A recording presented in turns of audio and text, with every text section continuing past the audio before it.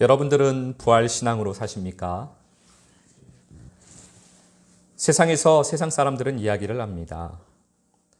사람은 절대로 변하지 않는다라고 말을 합니다. 사람은 자기가 태어난 대로 살아야지, 자기가 태어난 대로 그대로 살아야지 별다른 수가 없다라고 이야기를 합니다. 사람들이 이렇게 말을 하는 이유는 그들이 그러한 사실을, 그러한 모습을 보지 못했기 때문입니다. 세상은 자기가 보지 못한 것은 믿지 않으려고 합니다. 세상은 자기가 보지 못한 것은 아니라고 단정을 합니다. 그런데 또 세상은 자기가 보고 싶은 것만 봅니다. 그래서 똑같은 길을 걸어가도 10사람이면 10사람 모두가 다 다른 것을 보게 되어 있습니다. 각자 자기가 보고 싶은 것이 다 다르기 때문입니다. 이것은 모든 면에서 동일합니다. 사람을 볼 때도 우리는 다 다른 시각으로 그 사람을 봅니다. 그래서 어떤 사람은 그를 조금은 이상한 사람이다 라고 이야기를 하는데, 그런데 또 어떤 사람은 그를 보고 그는 참 지혜로운 사람이다 라고 이야기를 합니다. 사람은 다 자기가 보고 싶은 것만 보기 때문입니다. 그래서 보지 않아야 할 것을 보고 정작 보아야 할 것은 보지 못하는 경우가 너무나 많이 있습니다. 그래서 자기가 본 것이 정확하다라고 생각을 하면서 자기가 잘못된 것을 보았음에도 불구하고 내가 본 것이 모든 것이라고 여기면서 살아가는 것이 우리들입니다. 우리가 주님의 마음을 가지게 되면 우리는 주님의 눈으로 보게 될 것입니다. 우리가 사람의 눈을 가지고 사람의 마음으로, 사람의 눈으로 다른 사람을 보고 세상을 보고 그러한 눈으로 살아가기 때문에 우리는 각자가 다 다른 마음을 가지고 다른 눈을 가지고 다른 판단을 가지고 살아가게 됩니다. 그러나 우리가 주님의 마음을 가지게 되면 주님과 똑같은 눈을 가지게 될 것입니다. 우리가 주님과 한 마음이 되면 우리가 우리 안에서 한 마음이 되고 우리는 같은 눈을 가지게 될 것입니다. 우리가 주님의 마음을 가지게 되면 우리는 꼭 보아야 할 것을 보게 될 것입니다. 보지 말아야 할 것은 보지 않게 해주십니다. 예수 그리스도의 마음으로 우리가 살아가면 꼭 보아야 할 것만 보게 됩니다. 그래서 그 사람의 허물을 보는 것이 아니라 그 사람을, 그 안에 있는 주님을 향한 사랑을 보고 그를 긍휼히 여길 수 있게 되는 것입니다. 그의 허물이 내 눈에는 허물로 보이지 않게 되는 것입니다. 그를 긍휼히 여길 수 있는 사랑으로 보여지게 되는 것입니다. 부활신앙은 그렇게 세상이 보지 못하는 것을 보는 신앙입니다. 그래서 세상은 부활신앙을 부정합니다. 이 세상에서 부활신앙은 살아갈 수 없다라고 이야기를 합니다. 많은 신앙인들은 내가 죽은 후에 천국에 가서 천국을 살겠다라고 이야기를 합니다. 그런데 오늘 본문 말씀에는 부활신앙을 보여주는 사람이 나옵니다. 요한복음 11장 23절, 24절 말씀 우리가 함께 봉독하겠습니다. 예수께서 이르시되 내 오라비가 다시 살아나리라. 마르다가 이르되 마지막 날 부활 때에는 다시 살아날 줄을 내가 아나이다. 아멘. 이 모습이 바로 우리들의 모습입니다. 마르다의 이 모습이 바로 우리들의 모습입니다. 예수님께서는 우리에게 이 땅에서 부활 신앙을 살라고 말씀을 하십니다. 그런데 우리들은 내가 내 목숨이 끝이 나면 죽어서 천국을 살겠다 라고 생각을 하면서 살아갑니다.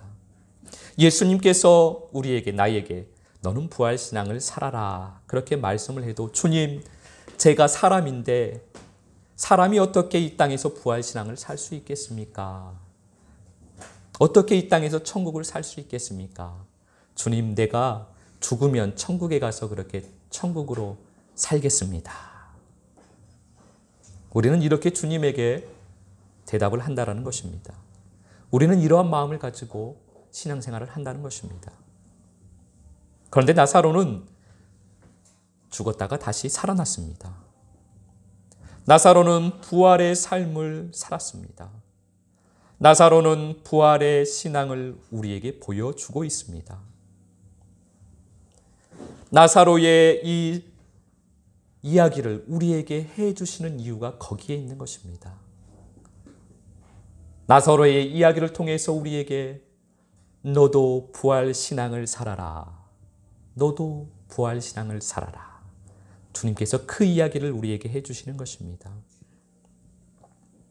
세상으로서는 살 수 없는 삶을 보여주신 분이 예수 그리스도이십니다.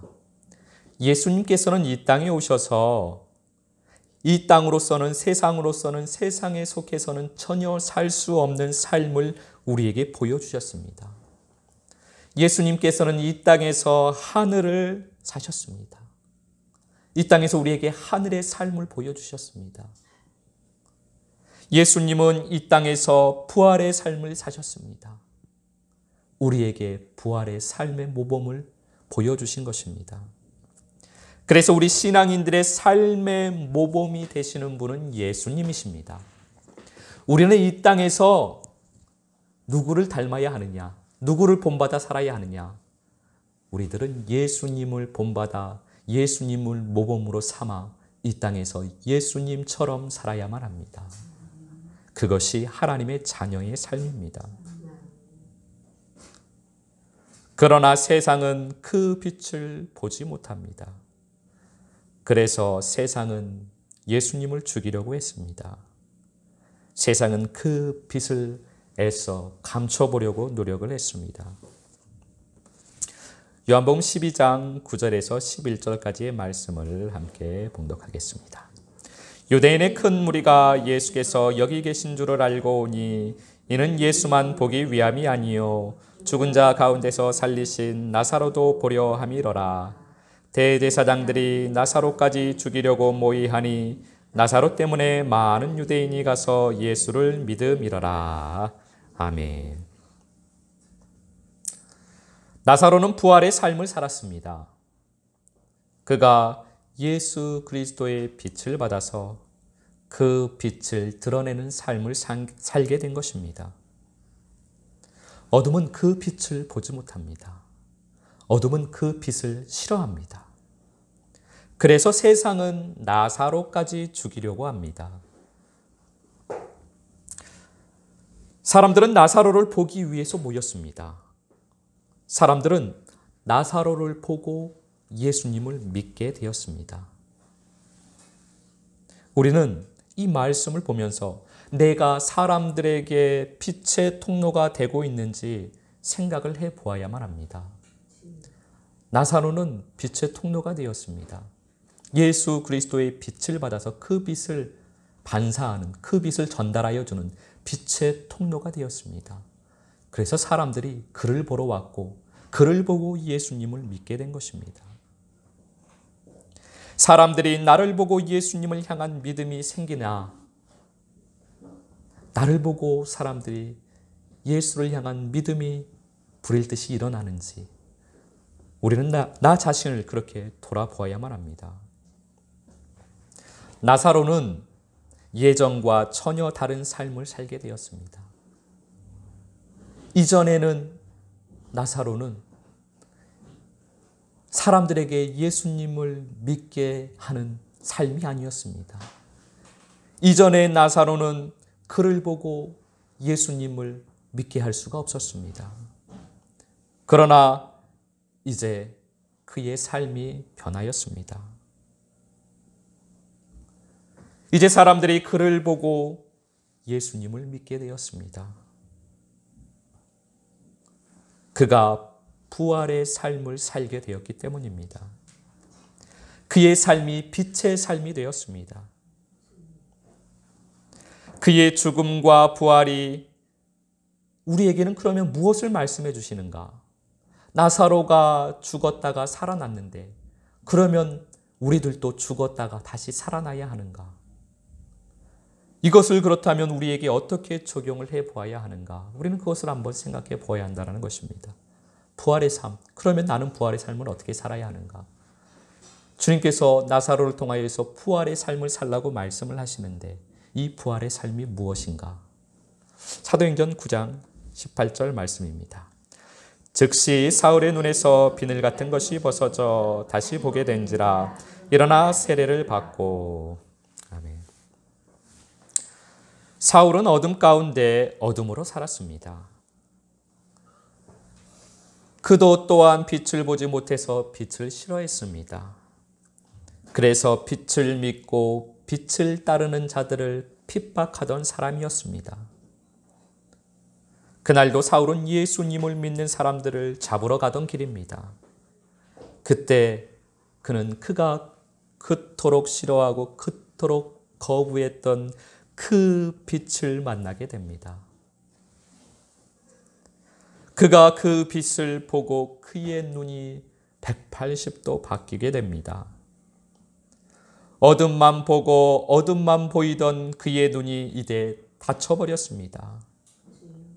육신의 눈이 닫혀버렸습니다. 육신만 보고 세상만 보던 그의 눈이 닫혀버렸습니다. 어둠의 눈이 닫혀지자 그의 육신의 눈이 보이지 않는 것입니다.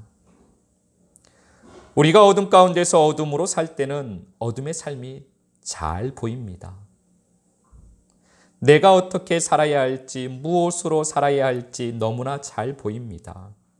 세상에서 세상으로 어떻게 살아가야 할지 너무나 잘 알고 있습니다. 그런데 주님의 은혜로 어둠의 눈이 닫히면 내가 어떻게 살아야 할지, 무엇으로 살아야 할지 앞이 보이지 않아서 살 길이 막막해집니다. 주님의 은혜를 받으실 때 이것을 다 경험하셨을 줄로 압니다. 세상에서 그렇게 세상과 함께 살아갈 때는 그 삶이 빛이었던 것 같은데 진짜 빛을 만나니까 내 눈이 닫혀버리고 어둠의 눈이 닫혀버리고 그러하면 내가 어떻게 살아야 하는가? 오호라, 나는 공고한 사람이구나.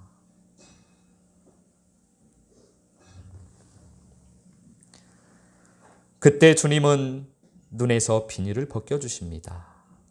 살 길이 막막하고 앞이 보이지 않은데 주님은 우리에게 빛의 눈을 주십니다.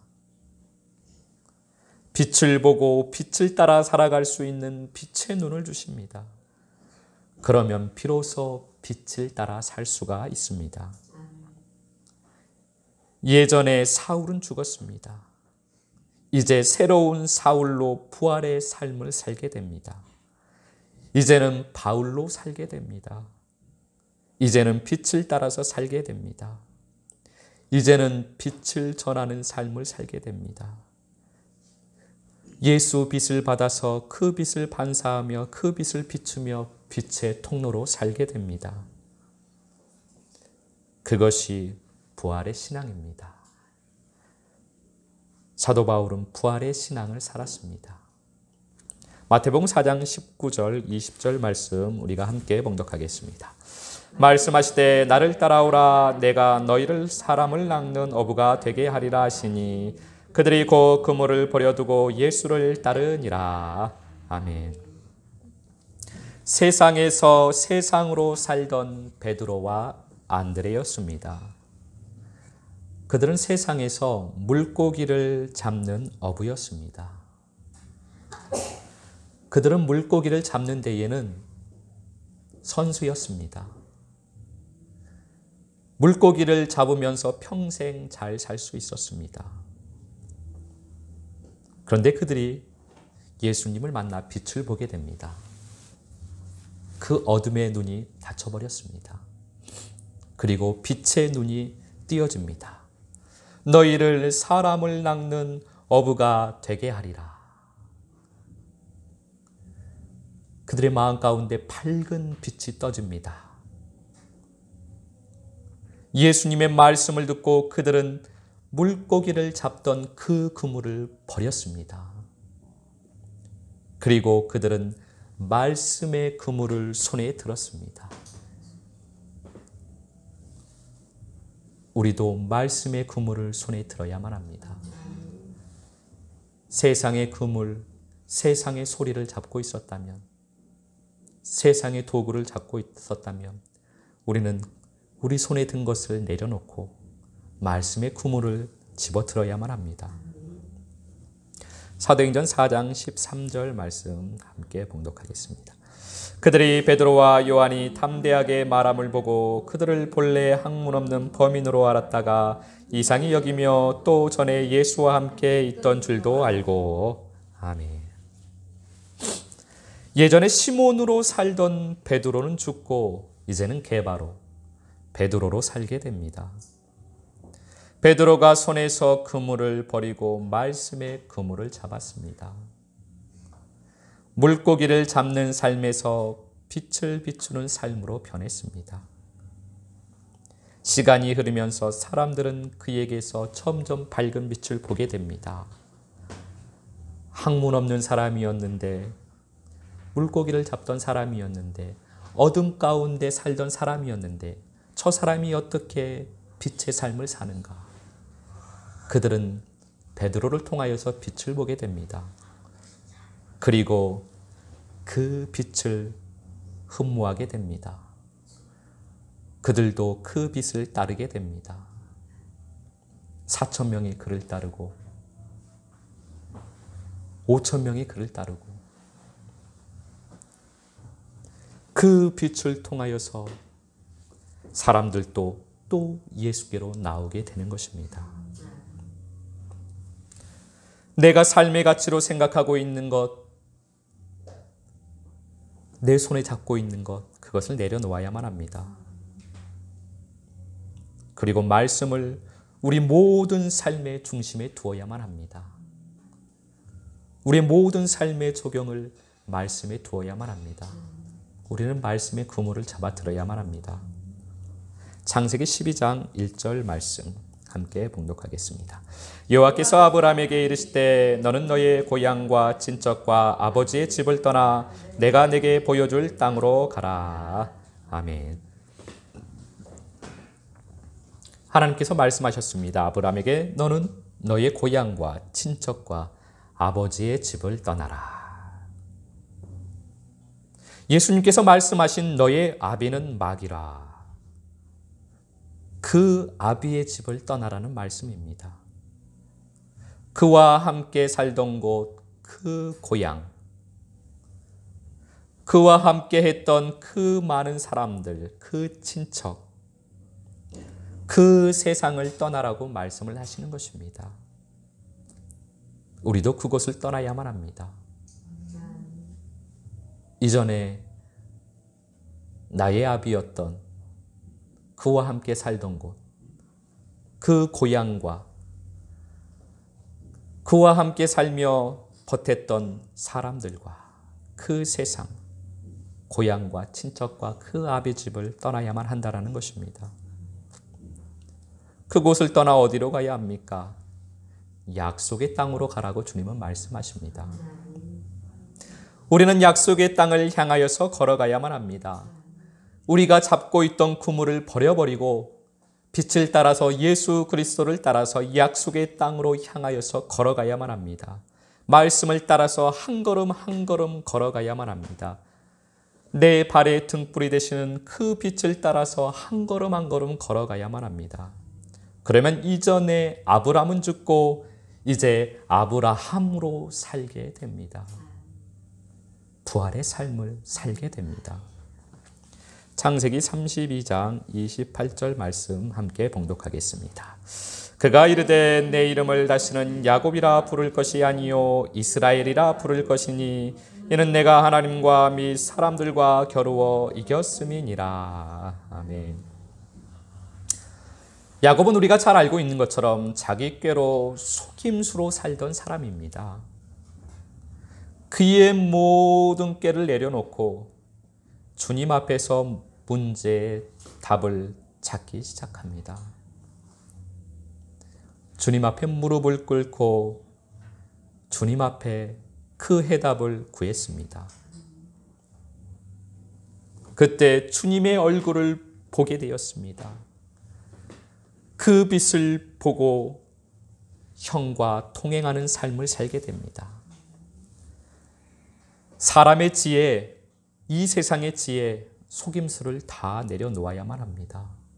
사람 보기에는 아름다워도, 사람 보기에는 아름다운 지혜여도 그 지혜는 속임수일 뿐입니다. 그 속임수로 하나님의 말씀을 성취한다고 하여도 그것은 속임수일 뿐입니다.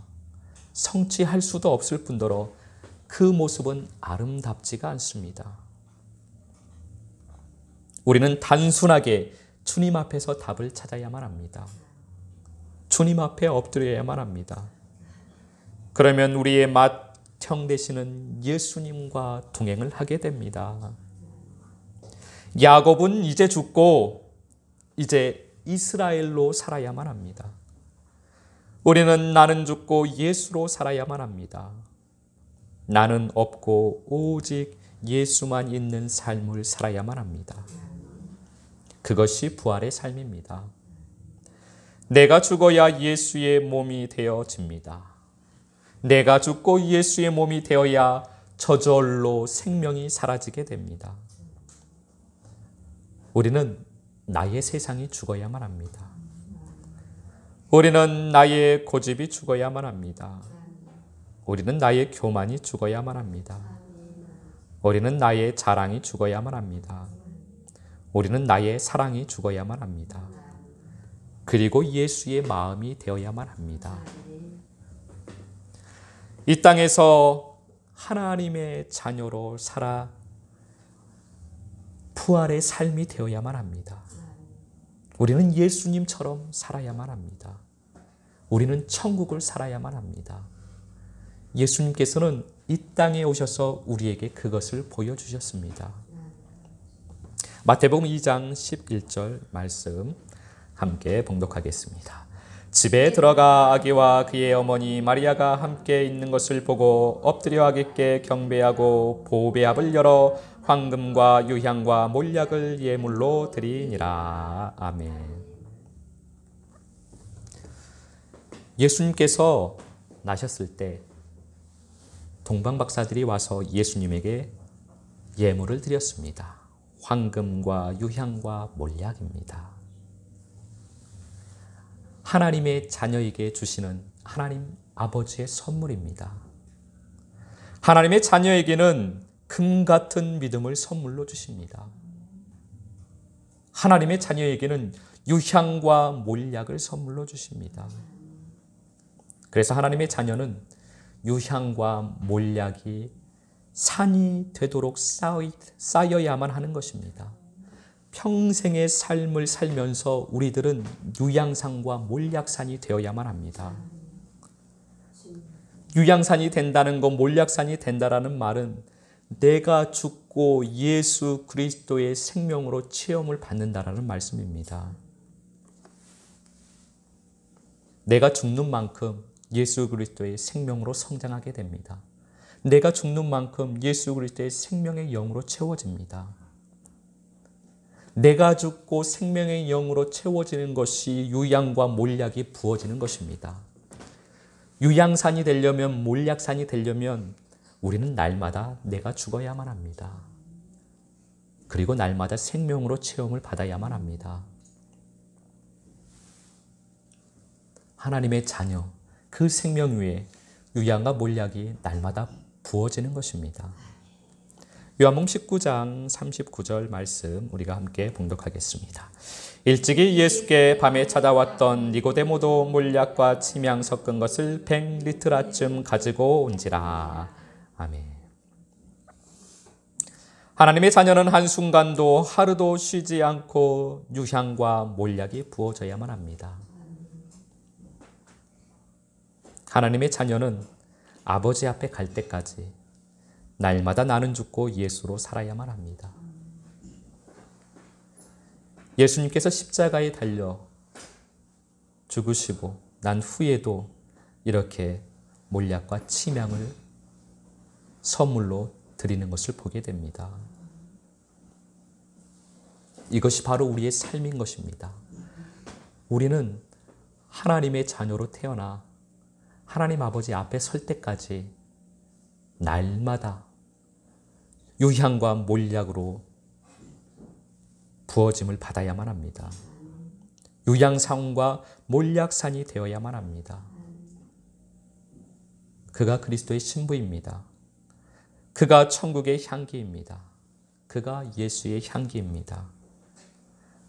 그것이 부활의 삶입니다. 여러분이 천국의 향기입니다. 여러분이 예수의 향기입니다. 여러분의 삶이 부활의 삶입니다. 한 주간도 유향이 쌓여가고 몰약이 쌓여가는 부활의 삶을 살게 되시기를 예수 그리스도 이름으로 축복합니다.